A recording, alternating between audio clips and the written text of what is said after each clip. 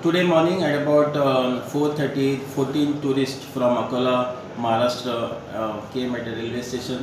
From there they came to Calangute by taxi, and then immediately when they came to Calangute, they reached about 6:15, and they went to the sea water at the Calangute beach.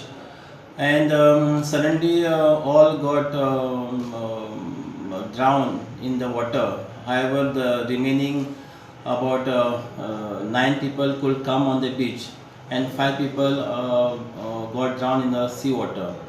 Out of these 5 people, three are we traced with the help of locals. We got 3 people on the beach, where when we called 108 vehicle, they found to be dead.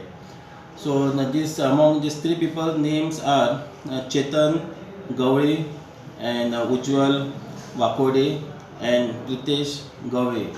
On this Pritesh is they are told that he is a police constable serving it in Maharashtra police.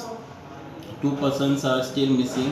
They are still in the sea water, and their name are told to be Kiran, Mhaske and Shubham, Vaidya. So we have pressing the services of fire brigade, we have pressing service of coastal police, and will be writing to Navy also to carry the search operation.